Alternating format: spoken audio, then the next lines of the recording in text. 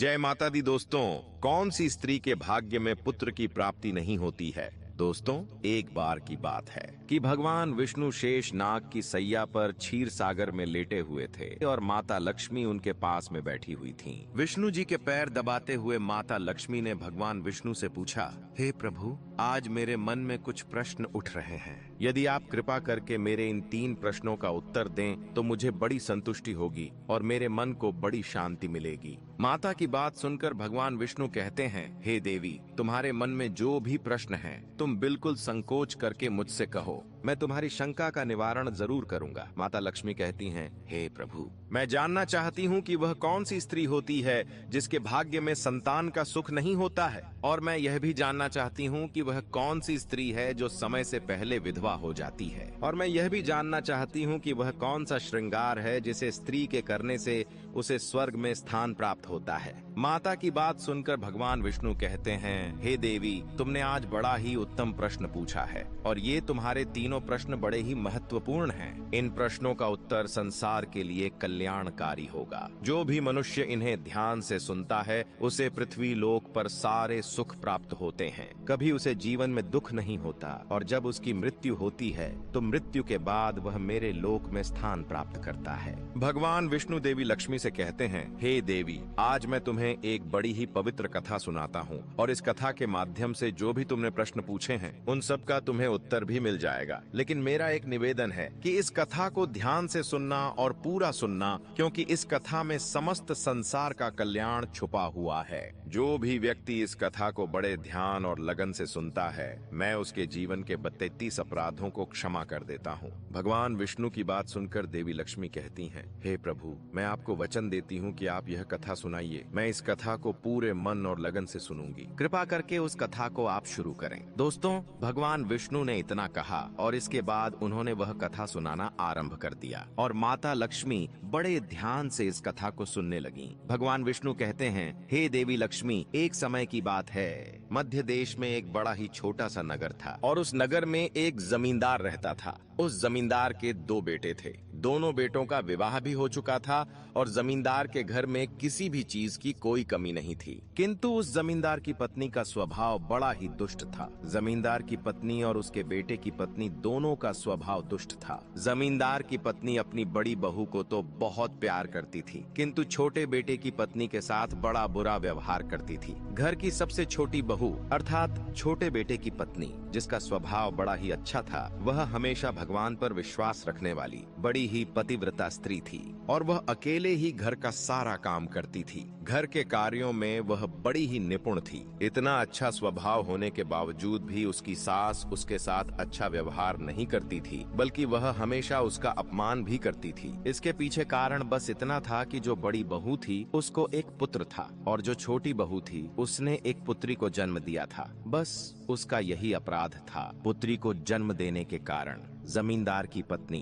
वह बेचारी कर भी क्या सकती थी। जो भाग्य में जिसके लिखा होता है उसके साथ वही होता है। भगवान विष्णु कहते हैं, हे देवी, अब मैं तुम्हें छोटी बहू जो थी उसकी कहानी सुनाता हूँ, क्योंकि इसमें तुम्हारे पहले प्रश्न का उत्तर छिपा हुआ है कि कौन सी स्त्री को पुत्र प्राप्त नहीं होता है। हे देवी, जमींदार की जो पत्नी थी वह पहले से ही दुष्ट और कुटिल स्वभाव की थी। उससे उसकी सास भी बहुत परेशान रहती थी। जमींदार की पत्नी अपनी छोटी बहू को सबसे ज्यादा दुख देती थी। छोटी बहू का नाम था सुशीला और सुशीला को सताने में उसकी सास को बड़ा मजा आता था। सुशीला बेचारी रोज सुबह ब्रह्म मुहूर्त में जाकर अपने घर के कामकाज किया करती थी और दिन भर काम करने के बाद उसे रात्रि को सोने को ही मिलता था। हमेशा कामकाज में व्यस्त। इतना होकर भी जमींदार की पत्नी अपनी छोटी बहू से द्वेष रखती थी। जब छोटी बहू झाड़ू लगाती तो उसकी सास आकर उसे ताने मारती थी कि तेरे हाथ में जान नहीं है क्या? तू जल्दी जल्दी झाड़ू नहीं लगा सकती? मैं मंदिर जा रही हूँ, मेरे लौट कर आने से पहले तू भोजन बनाकर तैयार रखना और आते ही मैं उस भोजन को करूंगी। और सुन, अन्न का एक दाना भी बर्बाद न हो जाए। बेचारी सुशीला चुपचाप अपनी सास का अत्याचार सहन करती थी और सास की हर आज्ञा वह बड़ी अच्छे ढंग से पालन किया करती थी। फिर छोटी बहू खाना बनाते हुए सोचने लगी कि मैं घर में इतना काम करती हूँ लेकिन फिर भी मैं चैन की सांस नहीं ले पाती हूँ। मेरी सासू माँ किसी न किसी बात को लेकर मुझे ही ताना मारा करती हैं। पता नहीं कब उसकी ताना देने की आदत जाएगी। सुशीला इतना विचार कर ही रही थी कि तभी उसके घर पर दरवाजा खटखटाने की आवाज उसे सुनाई देती है। छोटी बहू सुशीला ने सोचा,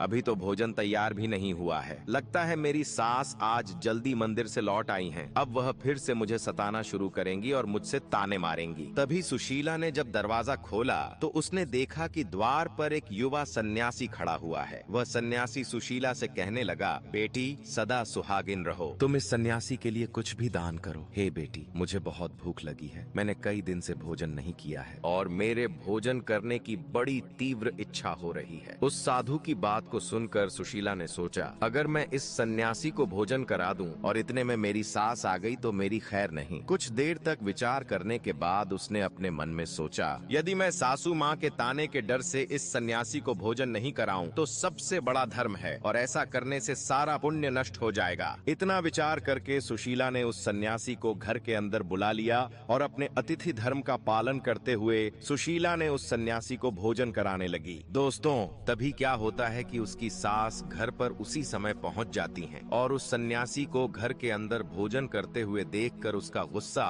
7वें आसमान पर पहुंच जाता है। वह चिल्लाते हुए कहती हैं, सुशीला, यहाँ पर क्या किसी प्रकार का भंडारा या दावत चल रही है जो तू राह चलते भिखारियों को घर में बिठाकर भोजन करा रही है? सुशीला ने अपनी सास से बड़ी विनती की, लेकिन सुशीला की सास ने अपनी बहू की एक बात भी नहीं सुनी। उसने उस सन्यासी का हाथ पकड़ा और उसे घर से बाहर निकाल दिया। उसके चले जाने के बाद उसके भोजन को उठाकर कचरे के डिब्बे में फेंक दिया। फिर वह सास उसने सुशीला पर गुस्सा करना शुरू कर दिया और कहने लगी, अरे दुष्ट औरत, मैंने तुझे कहा था कि अन्न का एक भी दाना बर्बाद नहीं होना चाहिए, लेकिन तूने यह क्या किया? उस भिखारी को, उस भिखमंगे को इतना सारा भोजन करा दिया। सुशीला डरते डरते बोली, मैंने सन्यासी को अपने हिस्से का भोजन दिया है, इसमें आखिर इतना गुस्सा होने की कौन सी बात है? यदि आप इतना गुस्सा हो रही हैं तो मैं आज भोजन नहीं करूंगी। द्वार पर आए अतिथियों को कभी खाली हाथ नहीं भेजना चाहिए, ऐसा हमारे शास्त्रों में लिखा है। फिर सुशीला की सास ने उसे बहुत डांटा। दोनों के बीच काफी देर तक बहस होती रही। सुशीला की दुष्ट सास ने गुस्से में आकर सुशीला को धक्के मारकर अपने घर से बाहर निकाल दिया और घर का दरवाजा बंद कर लिया। सुशीला अपने घर के सामने बैठी, अपने मुख्य द्वार पर बड़ी देर तक बैठी रही और बाहर से सास को अपनी आवाज लगाती रही, लेकिन उसकी सास ने एक भी शब्द नहीं सुना और न ही उसका दिल पसीजा। उसने उसे घर के अंदर नहीं आने दिया। फिर सुशीला दुखी और उदास होकर अपने मायके के लिए निकल पड़ी। मायके जाने के बाद रास्ते में एक बहुत बड़ा जंगल पड़ता था। सुशीला भूखी और प्यासे रहकर उस जंगल के रास्ते पर चलने लगी। दोस्तों, तभी क्या होता है कि उसी समय अचानक बड़ी जोर से बरसात होने लगती है। चारों तरफ बिजली गरजने लगती है, बादल गरजते हैं और मूसलधार बरसात शुरू हो जाती है। बारिश से बचने के लिए सुशीला एक वृक्ष के नीचे जाकर खड़ी हो जाती है। वहाँ पर सुशीला ने देखा कि पेड़ के नीचे एक कोटर बना हुआ है। फिर वह बिना किसी देरी किए हुए जल्दी से उसी कोटर में घुस गई। कोटर में जाने के बाद सुशीला ने देखा कि अंदर कोई साधु महात्मा बैठे हुए हैं। वह सन्यासी कोई और नहीं बल्कि भगवान विष्णु ही साधु का वेश धारण करके वहाँ पर बैठे हुए थे। जब उस साधु ने सुशीला को देखा तो बोले, हे बेटी, तुम इस घने जंगल में अकेले इस समय क्या कर रही हो? बेटी, तुम बहुत दुखी लगती हो, इसलिए तुम रोना बंद करो। मैं तुम्हारे बारे में सब कुछ जानता हूँ। तुम्हारे ससुराल वाले बड़े ही दुष्ट स्वभाव के हैं और तुम्हें बहुत दुख देते हैं। इसी कारण से तुम्हें पुत्र की प्राप्ति नहीं हुई है। पुत्री को जन्म देने के कारण तुम्हें तुम्हारी सास के ताने सुनने पड़ते हैं। हे बेटी, तुम चिंता मत करो, मैं तुम्हें एक पर्ची लिख कर देता हूँ। इस पर जो भी उपाय लिखा हुआ है तुम उसे पूरे मन के साथ करना, फिर तुम्हें एक बड़ा ही सुंदर और गुणवान पुत्र की प्राप्ति होगी। इसके बाद सुशीला ने वह पर्ची ली और अचानक वह साधु गायब हो गया। यह चमत्कार देखकर सुशीला बड़ी प्रसन्न हुई। फिर जब बरसात रुकी तो सुशीला का पति उसे ढूंढते ढूंढते उसी स्थान पर आकर पहुंच गया। सुशीला ने अपने पति को सारी बात बता दी और फिर दोनों ने ही अपने घर वापस न जाकर उसी जंगल में रहने का निर्णय लिया। दोस्तों,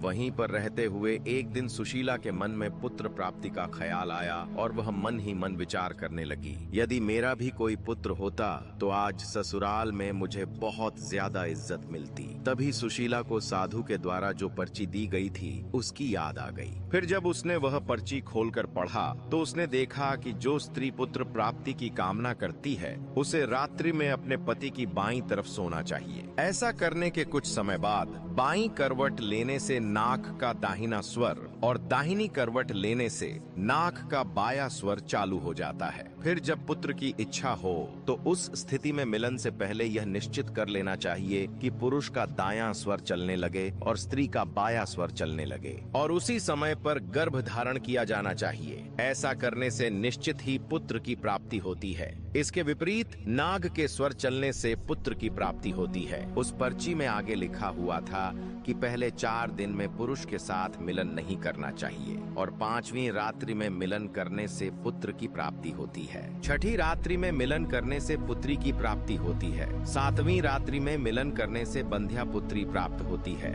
8वीं रात्रि में मिलन करने से बलशाली पुत्र की प्राप्ति होती है। 9वीं रात्रि में मिलन करने से सुंदर कन्या की प्राप्ति होती है। 10वीं रात्रि में मिलन करने से विद्वान और अति श्रेष्ठ पुत्र की प्राप्ति होती है। 11वीं रात्रि में मिलन करने से सुंदर आचरण करने वाली कन्या प्राप्त होती है और 12वीं रात्रि में मिलन करने से गुणवान पुत्र प्राप्त होता है।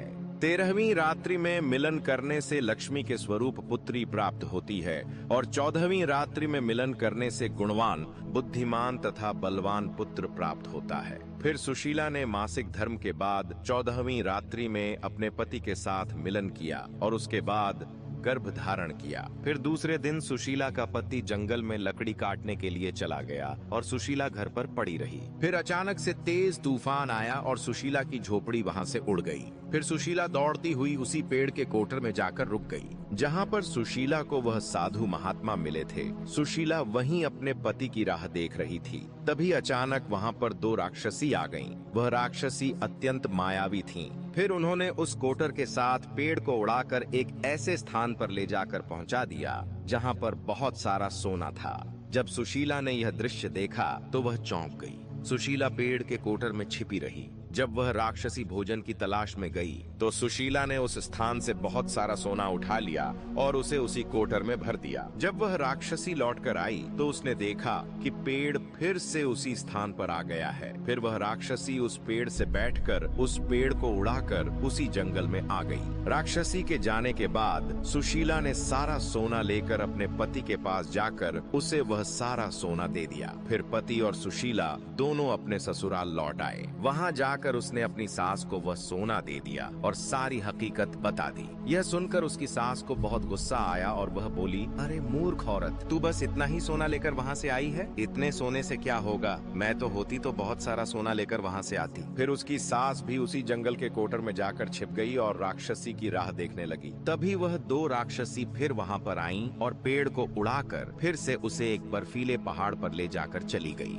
यह देखकर सास बहुत क्रोधित हुई और बोली, यह कहाँ लेकर आ गई है? यहाँ तो बस बर्फ और मिट्टी है। तभी उन राक्षसों ने उसकी आवाज सुन ली और देखा कि एक बूढ़ी औरत पेड़ के कोटर में छिपकर बैठी है। फिर उन्होंने उस सास को बाहर निकाला और उस बर्फीले पहाड़ पर जाकर फेंक दिया। जमीन पर गिरते ही उसकी सास की मौत हो गई। इधर सुशीला बड़े आनंद के साथ रह रही थी, लेकिन सुशीला की सास कभी नहीं लौटी। तो सुशीला ने जाकर उस कोटर में देख तो वहाँ उसकी सास नहीं थी। उसे समझ में आ गया कि लालच के कारण उसकी सास की मृत्यु हो चुकी है। इसके बाद भगवान विष्णु ने कहा, हे देवी, जिस स्त्री को पुत्र की प्राप्ति की कामना है उसे सुशीला को दी हुई पर्ची में बताए गए उपायों को जरूर करना चाहिए। फिर भगवान विष्णु ने कहा, तुम्हारा दूसरा प्रश्न यह था कि किस कारण से स्त्री जल्दी विधवा हो जाती है। तो जो स्त्री अत्यधिक लालच करती है वह स्त्री जल्दी विधवा होती है, और जो स्त्री चरित्र का गहना पहनती है उसे मृत्यु के बाद स्वर्ग की प्राप्ति होती है।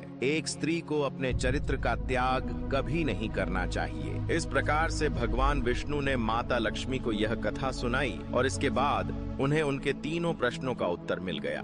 दोस्तों, यह कहानी आपको कैसी लगी? एक प्यारा सा कमेंट करके जरूर बताना। और यदि यह वीडियो आपको पसंद आया, अच्छा लगा है, तो इस वीडियो को लाइक और शेयर करना और चैनल को सब्सक्राइब करने की कृपा कर देना। जय माता दी।